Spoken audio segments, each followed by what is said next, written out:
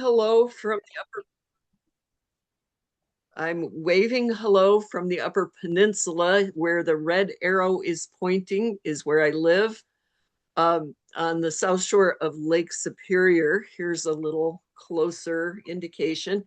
We're at the eastern end of Pictured Rocks National Lakeshore. So it's very gorgeous and very different from where you live, which is also gorgeous, but in a different way.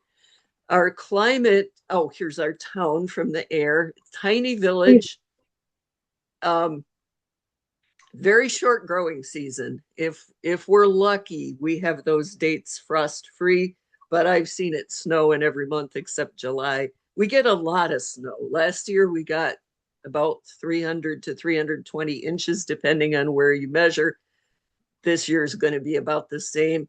And we have very cold winters, but the snow gives incredible insulation. So the irises don't mind. And our very, very sandy soil, as you see, we're on the beach, provides perfect drainage. So no problems there. The saving grace is in the summer, we get up to 18 hours of daylight, and the irises love that. So it's a kind of a different world. uh, I've been gardening my whole life. I'm now retired, but I worked for more than 30 years in ambulance work, um, field work, and I eventually got a license here in Michigan to become an instructor. Worked in search and rescue at the same time and was a deputy sheriff for search and rescue, which is very stressful. It's emotionally satisfying, but incredibly stressful. So gardening was my salvation through all that stress. And we grow our own organic veggies, a lot of them. Um, but I also am fixated on irises. And in 2014, with the help of dear friends, I was involved in a rescue. A lady in Wisconsin with a big historic collection became ill and was unable to continue. And she gave me a lot of historic irises, and we moved them to our village. That's a compost pile we're standing next to, by the way, um, and planted them in rows in my friend's field. And the garden grew from there to more than 1,800 cultivars, all of them historic, most of them very rare. About 350 of them were noids, but also historic. And they're lovely, even though they're growing in farm fields. So this is kind of my world here in this slide. This summer, on the other hand, we are doing a little rescue in my garden because I am cutting down to about 500 and moving them home. So that's an exciting thing. Uh, before we go any further, I want to remind you that all classes of irises have their historics. And while I feature bearded irises and specifically tall beardeds in this presentation, we all need to remember that all these other classes have them as well. Spurias, Louisianas, and Pacific Coast irises don't grow here, so I haven't got any of those. But they all have their historics, and Hips works with all of those. So Cathy put together this wonderful iris timeline. People love this kind of thing. It helps you put it in historical perspective. You know, what iris was introduced the year they invented Jello? I don't know. That's not in here, but it's kind of interesting. So we're going to zip through here. I'm not going to read every word. You're all welcome to a copy of this presentation if you want to read every word. But in 1500, when Henry VIII was ruling England, this iris was one of the few that was widely grown. Iris florentina is still grown today, and I feature in this presentation irises that are still grown today. Goes back to even Roman times. The reason I'm including Carl Linnaeus in here, the man who invented binomial nomenclature or the genus and species name system, is because the ultimate historic, the uber historic irises are the species. And while Hips doesn't per se emphasize them. Most of us grow a few of them. So Iris pallida, Iris aphylla, Iris variegata, there's about 280 species, but those are some of the ones that are in a lot of gardens now. And they are truly historic. We don't look at them that way necessarily. Okay, 1755, people started growing little Iris variegata in their gardens. That was the wild species, and there are variations on it even in the wild. I, of course, collect them. Iris variegata is the iris that put yellow into our larger garden bearded irises. So without this little guy, we wouldn't have any of those big yellows that we have today. The first person who really took irises seriously was Jean-Baptiste Lamarck. He collected as many species as he could find in Europe, and most of the bearded iris species are European or edging over toward Asia. But these old ones, you've all seen Iris pallida. It grows everywhere. It's beautiful and smells like grape soda, which we all like. These are the ancestors of today's modern irises. Now we get into the more interesting irises that have cultivar names. So in 1840, when the Oregon Trail opened, Jean-Nicolas Lemont introduced Jacksiana, which is a charming little iris, still grown today, and one of the early ones for most collectors. It's kind of tricky in our climate, but I keep it going. Lemont introduced more than 150 cultivars. Only a handful are left today. And you can see they look a lot like their wild ancestors. But he did cross them. He gathered all the forms of the various species, and those species did cross in the wild some. He let the bees pollinate them. He planted those seeds. He waited for them to bloom, and he saved the best ones. And you can see they still resemble their wild ancestors, but they are starting to mix up their genetics a little more. This was very exciting at the time. I mean, now we look at them and they look so old, and they are. But at that time, it was a big deal that someone was doing this. I'm particularly taken with little Faustine there on the left. I love that little stripy thing. But the genes of these irises are found in modern irises today. So these are the sort of founding fathers and mothers of what we all grow. 1869, here's a little nod to Japanese irises. They were first introduced into this country the year the first transcontinental railroad crossed North America. That's a long time ago, but there they are, beautiful as ever. So hybridizers all over Europe kind of got the idea from Lemont, and they started crossing irises and naming them. Queen of May is a common noid around here. I don't know if you find it there, but people find it in churchyards and old farmyards. All of these early bearded irises were diploids. That means they had two sets of chromosomes. They were more wildflowery in appearance. They were often not necessarily shorter, but a little more wispy. And that's part of their charm for many of us in hips.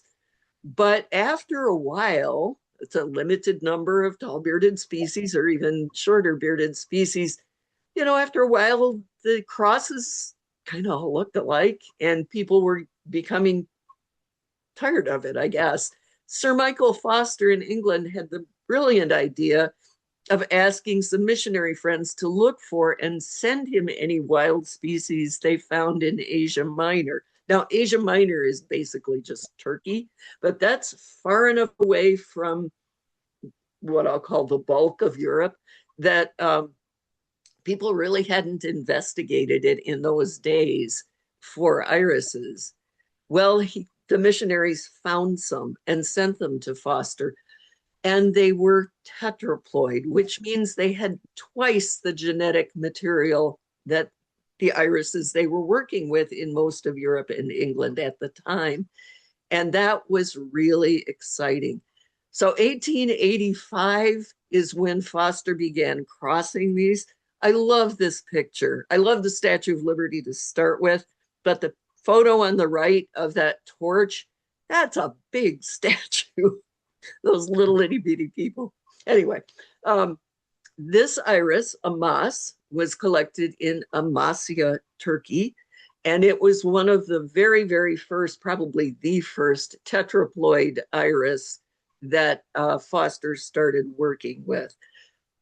The beginnings of tetraploidy changed the iris world beyond all knowing. And a side note, sometimes you read the word macrantha in hybridizing. It's the same as Amas. So crossing diploids and tetraploids was really hard to do. Something just changed. Back to full screen. Thank you. It's very hard to do because you've got uneven numbers of genes trying to cross, or chromosomes trying to cross. Most of the pods are sterile. A classic example is you cross a horse and a donkey and you get a mule, and a mule is a great animal, but it's sterile. Same thing happened here. And so people put a lot of time into trying to cross diploids and tetraploids. Didn't work very often. Unfortunately, either they didn't keep records or the records haven't survived, most likely. But here are a few. Oriflamme came from that Amas, from a French breeder. Caterina from Foster himself was bred from Iris mesopotamica. And that's a very tender iris. I can't, unfortunately, grow Caterina. Isoline, or Isoline in French, interestingly, is triploid. So you cross an iris with 2 sets of chromosomes with an iris with 4 sets and come up with one with 3 sets, which is, of course, sterile, unfortunately, but it's an interesting iris. So they worked on this for a long time before they really got tetraploidy into the bearded irises. In 1917, America entered World War I, and in England, the nurseryman Robert Wallace introduced Dominion for his friend Arthur Bliss, who bred it. Dominion truly revolutionized the iris world. It made a huge difference. And that is because of its different color and different form. Now, you may look at this and just go, that's an old purple iris. But that velvety quality in the falls had never been seen before. And photos don't really do it justice. If you saw it in person, you would think, that's a velvet. You see it in full sun. It's amazing. In addition, it had a quality never seen before.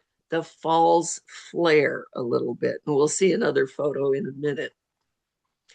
So A.J. Bliss was meticulous in his record keeping, and he was also extremely choosy about what he introduced. And don't we wish that hybridizers now were so choosy? He would not introduce anything unless it was a very, very good iris. For example, in 1922, he only kept 4 of the 473 seedlings that bloomed. And that's good and choosy. I like that. But he really wanted to produce a crimson iris. And as you all know, red is an elusive color in irises. We still don't have what I think of as Christmas red in irises. But this quest accidentally led to Dominion. And Dominion is one of the most important irises ever bred. So he crossed Amas, the tetraploid, with Cordelia, which is a diploid, and he was hoping for that reddish color. The pod only had 2 seeds in it, and only one of them took hold, and it flowered in 1909. The next year, his little niece Phyllis came to visit, and he said, that one's the best, Uncle Arthur. And he kept it, and it thrived.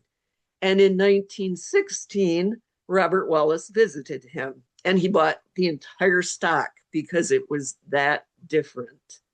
So you can see in this photo, what's different about it is not just the flaring falls, but also those cone-shaped standards that had not been seen before.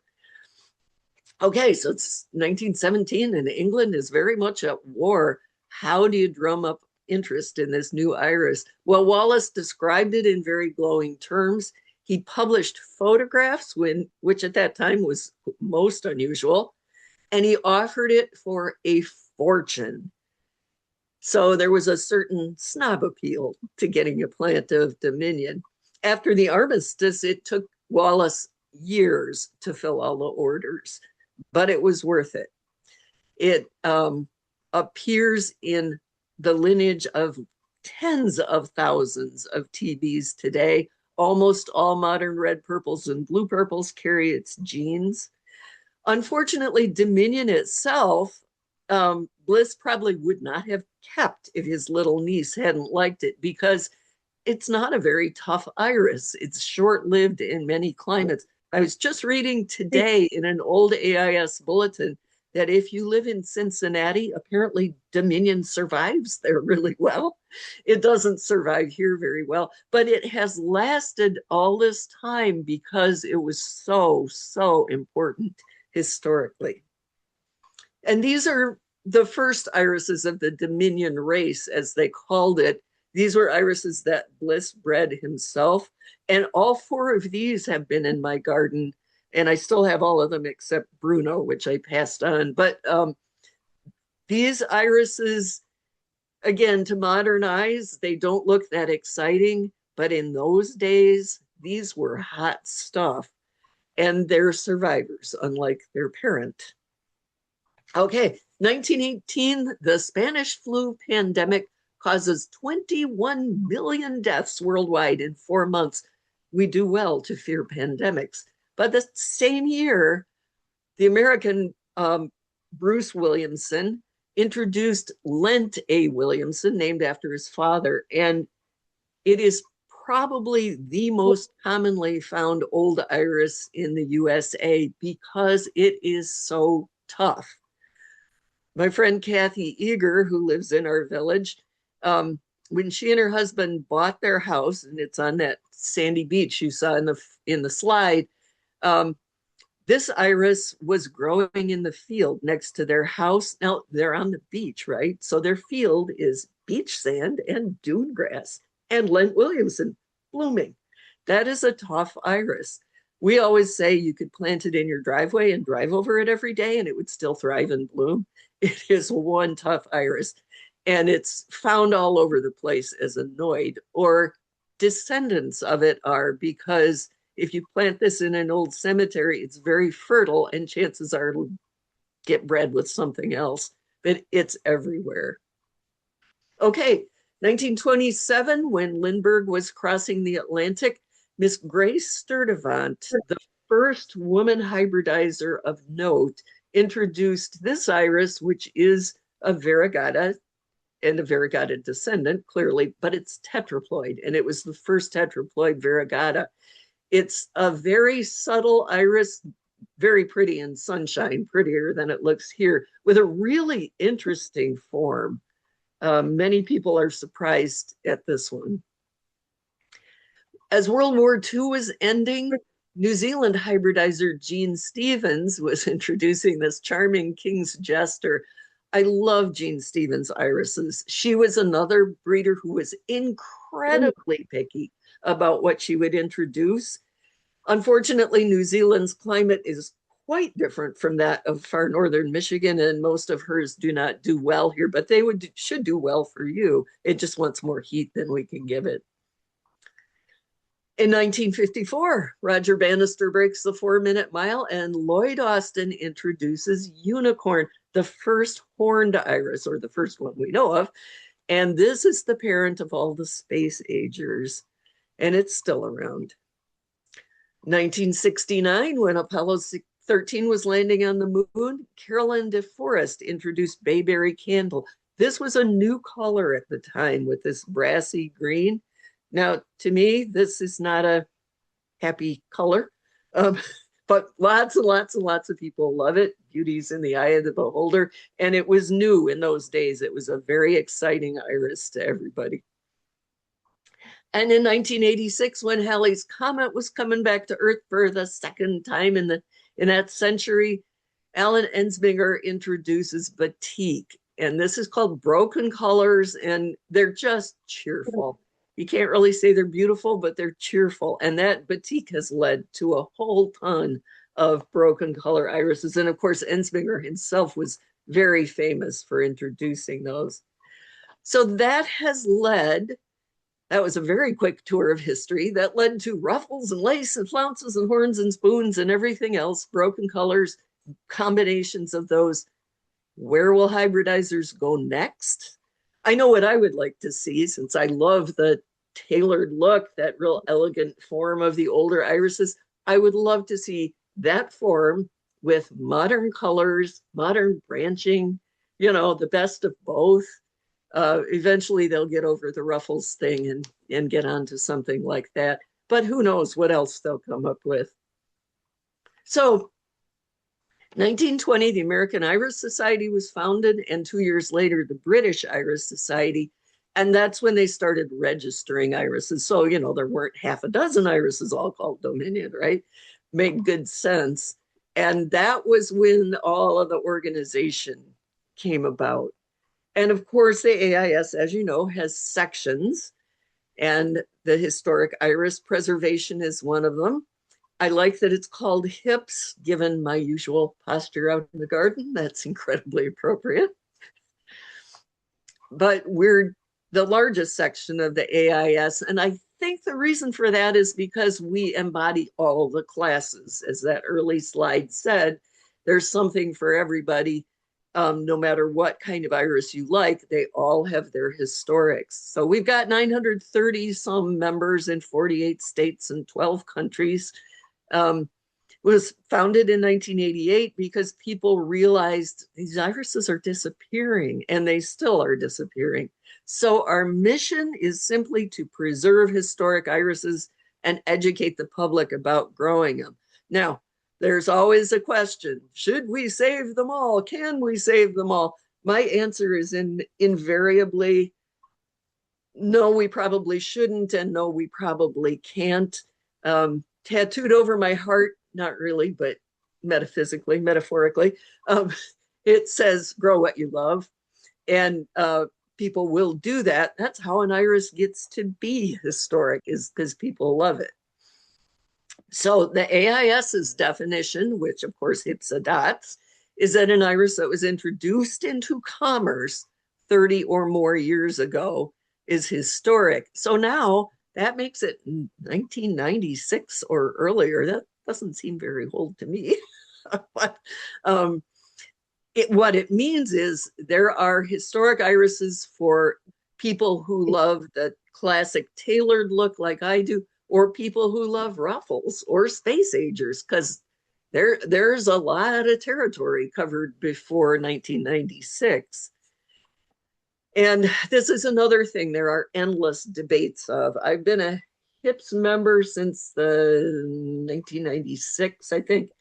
And I have heard this 30-year thing debated over and over and over again. It's a lot like religion and politics. People get all wound up about what's historic, and they want classic and antique and archaic. And that's all fine. The British Iris Society's historic special interest group does break it down that way. But in my experience in HIPS, every time that topic comes up, people get all wrought up and angry with one another, and no decision gets made. So again, grow what you love. If there's a special era that you favor, everything else is semantics. We shouldn't get too wrapped around the axle about the name of the era. Okay, why grow them? Obviously, I grow them because I love them. They're beautiful. And I love the classic form of Black Valor, but I also collect the irises of Ken Smith in the middle there. They're very beautiful. He was from Long Island, and he was very, very choosy again about what he introduced. And so any iris he introduced is a good iris. It's a good, sturdy iris. Unfortunately, Gibson irises don't like it here. There's a number of breeders from milder climates whose irises just don't want to grow here. They just sit there and shiver, poor things. Whoops. Okay, they're tough. They really are tough. They would not grow here if they weren't. And Blue Boy will grow practically anywhere, and it's old. And I appreciate that factor. Doesn't mean that all modern irises are not tough, but you got to figure if something has survived from 1913 onward, um, it's got to be a tough iris. It stood the proverbial test of time. So that's a wonderful thing. And that toughness is one of the things I would love to see hybridizers breeding back in. They're a living link to the past. If you're fond of history, as I am, this is exciting because bearded irises are clonal, right? So the iris that Lamont introduced as Madame Cherot in 1844 is exactly the same plant as the one I grow now, because it was divided and divided and divided. And that speaks to me somehow. This is a 180-year-old plant, and I got it for $4. That's cool. You know, when that was introduced, there were only 26 stars in our flag. Texas wasn't a state. Fewer than 18 million people in the US. That's an old iris. That's just kind of cool. Another exciting thing for people like me who are into heritage vegetables is saving the old irises saves the gene pool, and that has some real value. There's the toughness, some disease resistance. You got to figure if an iris can survive all those years, it's probably pretty disease resistant. And these irises are the foundation of our modern irises. And it's very sad that we're losing them. HIPS is working hard to keep that from happening. But mostly we lose them because the name gets separated from them, and then they become noids, and then people don't value noids. We like to have names on things. So we invite you to help us preserve the beauty of the past for the future, and the genetic material as well. So if you're a history buff, these are living antiques, and that's pretty exciting. Among the people like to do themes in their gardens, and one thing you can do if you live in a historic house, for instance, our house was built in 1880, po folks Victorian. So I like irises from that era or a little more recent. Actually, I go up through about the 1940s. But you can also choose irises that match dates in your family history, like your grandparents' birth years or your parents' birth years, marriage years, all of that kind of thing is really exciting. And then some people like to collect irises that have special names. And I'm not real into that myself, but for instance, in HIPS, we had somebody whose wife is full-blooded Native American, and he collects irises with Native American names. So that's kind of a different way of collecting. Sometimes having a theme helps people decide what irises are the most exciting. And it kind of gives you a purpose in your collection instead of just accumulating numbers. So how do we keep them from disappearing? Well, we have a data bank. We try to keep track of who's growing what in HIPS. Only the most biggest iris nuts report to this. So we only have about a 16% compliance with sending a list. We encourage people to send more, and we do give them little rewards like they get first dibs on our sale and that kind of thing. But it's important for us to keep track of who's growing what and when. We really need that.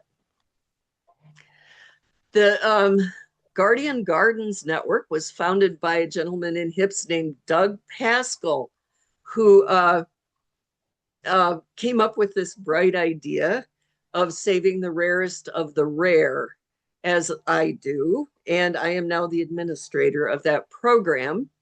It's really interesting. So in the GG program, we acquire a very rare iris. We finally find it somewhere, and more on that in a while. When it blooms, we attempt to confirm its identity, and that is critical, absolutely critical. So we know we've got the right iris with the right name.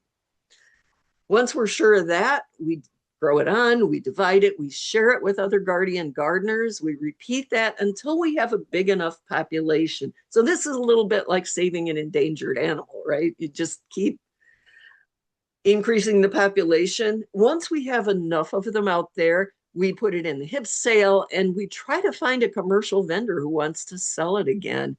And it's been effective. We have actually saved irises from extinction. And we've got about 180 members right now. And we have 5,300 cultivars under cultivation. And that's pretty exciting. Another thing we encourage HIPS members to do is start a focused collection. And that, again, is just a way of, it's a kind of a theme, like your favorite breeders, or a different focus like 1950s pinks, or pre-1930s, or historic French, or medal winners, or any other theme you can think of. One of the joys of being part of the focused collections group is that other people help you find irises. So, oh, you collect sass irises. Do you grow this one? That's pretty exciting. So Cathy Egerer, who put this slide together, collects the irises of Grace Sturdivant and J.C. Nichols and Agnes Whiting. And look how she has shared them.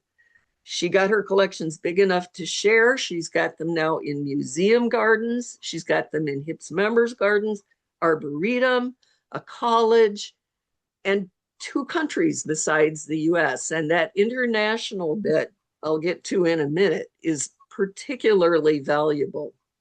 You can also become a HIPS display garden. It's not difficult. We have 47 of them last year. You only need to have 15 named and confirmed cultivars, and you have to be open at least 1 day a year. So it's not exactly difficult, but it does help educate the public. And as you know, in your iris group, educating the public is a way to get irises grown. So the international exchanges are our latest effort, and they're so cool. We started working with a wonderful botanic garden in Basel, Switzerland called Mariengarten. And they have a huge historic collection. What happens is, back in the day, remember, it was easy to ship plants back and forth across the Atlantic. What happened then was that we got irises over here from, say, France, and we go, oh, wow, a French iris. It was a big deal in those days. They didn't have airplanes to fly across the ocean. It was a big deal. It was this sexy iris from France. Wow, that's really cool. Okay, we kept it. We put it in botanic gardens and whatever. Well, they felt the same way. Wow, I got an iris from America. That's really exotic, It's like the grass is always greener on the other side of the fence, right? That kind of thinking. And what happened was the irises, many irises that were bred here that we have lost because it was that old thing and it was superseded. They kept them in their botanic gardens. And the same thing, irises that were grown in Europe, bred in Europe and grown there, we kept them, but they didn't. Well, we discovered that when we exchanged iris lists with Mariengarten and some other botanic gardens in Europe. We realized, holy cow, they have a bunch of irises that were bred in America that we don't have anymore. So we started doing these exchanges, and they're wonderful. So we helped Mariengarten develop, they moved their garden from one part of the botanic garden to the other. And that meant they had some extras they could share with us. And we've sent them many. They've sent us many. Those go straight into the Guardian Garden program. We grow them on and get them back available. So we're on both sides of the Atlantic, we're preserving our national heritage of irises, which is pretty cool. Now, when we send them to England, we can't, when we send them to Switzerland, we can just cut them back like you normally would, maybe a little shorter, and go over them with a toothbrush. You have to have all the soil off, of course. But you don't really have to get that drastic. But this is what they got to look like to go to England. I mean, these things look, and you know, historic rhizomes are often smaller. Those diploids have smaller rhizomes. I mean, we got to take them down to potatoes, you know. But look at number 8 there on the bottom row of those pathetic little potatoes, and then slide your eyes over to number 8 growing in a pot in England. This actually works amazingly. And so we have a couple of places in England that we share irises with, including Sir Roderick Newton, who is on the board and is, in fact, the president of the board of their National Plant Heritage Group. He has a huge historic collection, and so we send irises there. They send them here. It's really very exciting. Okay, noids. I'm going to make this real brief. I have a whole presentation about noids, but the bottom line is we no longer encourage people to try and identify them. Now, if you had a garden bed with, say, 20 irises in it, and some little kid goes out there and mixes up the labels, you know what was in that bed. Those are not really noids. Those are identifiable, okay? What I'm thinking of is what I think of as a true noid, is something from the old farm field, the churchyard, that kind of thing. Those are much, much, much harder to identify than you think or than you want to think. And that's the problem. And the biggest reason, aside from maybe bee pods getting formed and seedlings dropped, the biggest thing is most people don't realize that back in the day, before we became a throwaway society, those breeders that maybe made 500 crosses and grew out those 500 seedlings and kept 3 or 4 of them, they didn't just compost or trash the ones they didn't name. They sold what were called landscape boxes or bargain boxes, and they sold those boxes of 25 or 50 irises for the same price as one new named iris. Okay, so I think of my Iowa grandmother back in the big Great Depression of the 30s. She and her sisters and the ladies at church and the women's auxiliary at the guild or whatever would all club together and buy one of these landscape boxes, and they'd each get a couple of them for very little money, and they'd take them home and grow them out, and the ones that people liked, they'd swap. Okay, they never had names. Never had names. Tens of thousands of those were sold from the 1920s right on up into the 60s, maybe longer. So now people come in with their little noid and they want to put a name on it. And so many of them never had names. And not only do people want to put a name on it, but they want to compare their 1 or 2 photos with 1 or 2 photos on the HIPS gallery or in the Iris Wiki. Doesn't work that way. So I don't encourage people to try to identify noids anymore, unless they're the kind where you know what you had and it just lost its tag.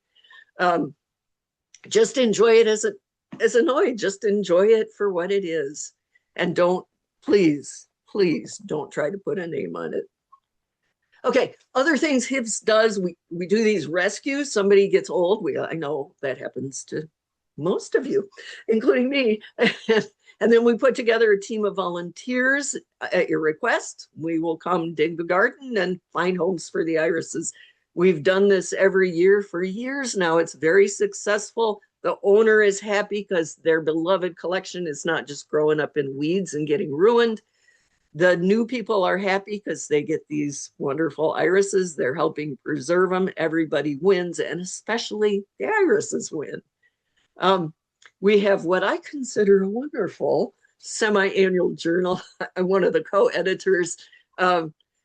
we put a lot of work into Roots, and it's a good publication, if I say so myself. But it only comes out twice a year. So we now have an e-newsletter that's literally for news, like announcing one of these rescues or lists of things people are looking for, that kind of stuff.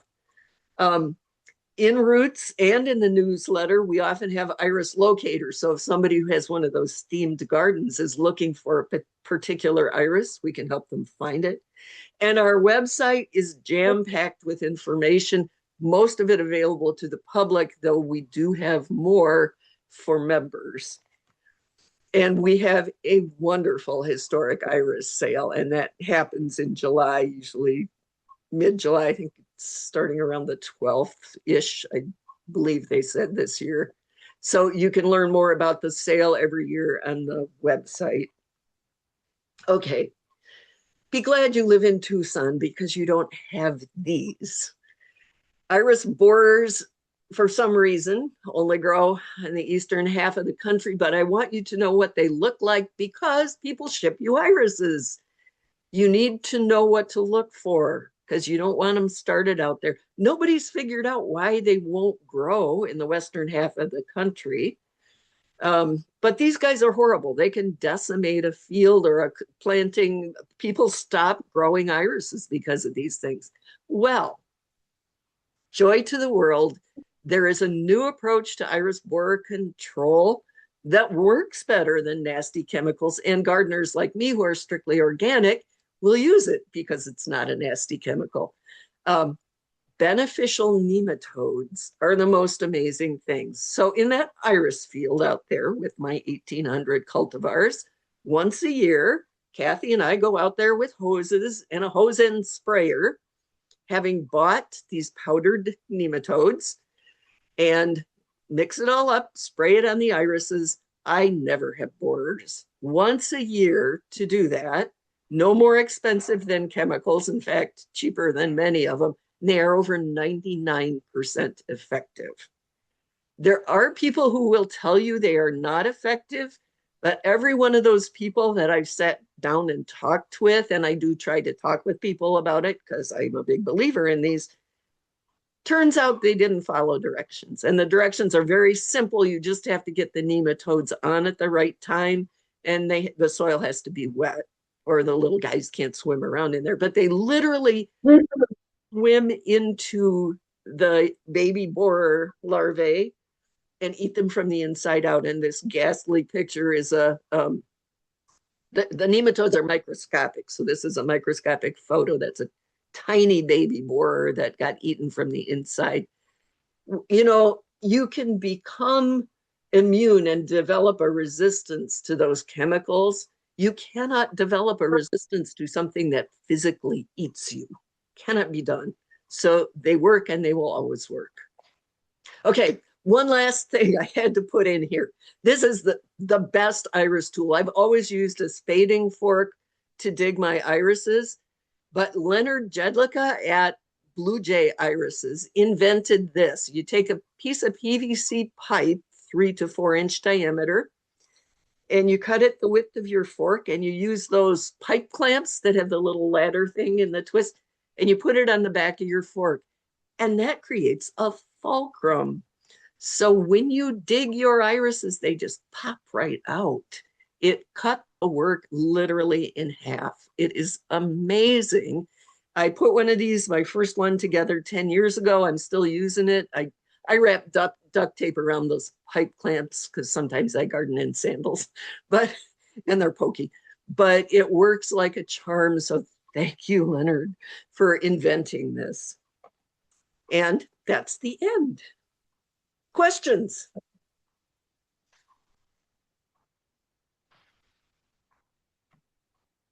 Questions? Thank you. Will those nematodes work on horn also? Work on what? Hornworms. Did you hear that, Nancy? No, I couldn't hear it. Well, will those nematodes work on other things like tomato hornworms? I don't know about tomato hornworms. I can send you the link to the company that I buy them from.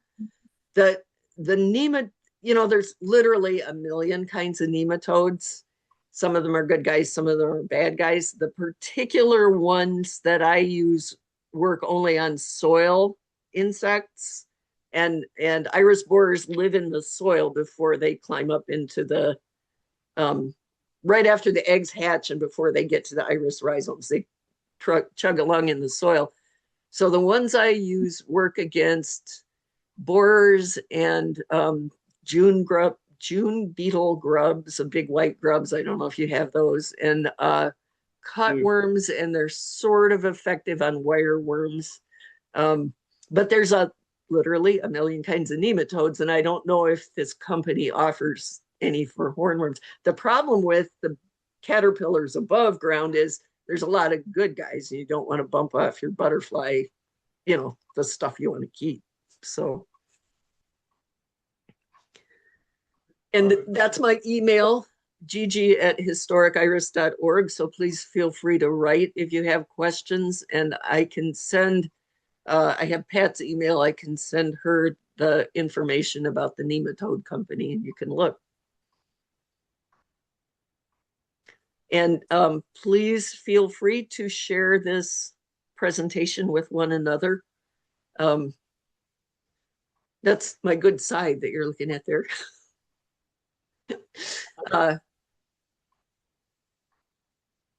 Other questions? No, it's very interesting. Thank you. Thank you. Thank you. You're Round of welcome. You're welcome. I hope you enjoyed it. Okay, now I stop sharing. There we go. Oh, we're inviting you to come to Tucson when you're digging out from the snow there. Yeah. We got that 12 inches yesterday. It's a beautiful sunny day today. And then in the next 2.5 days, we're supposed to get 3 feet. That's kind of normal though. So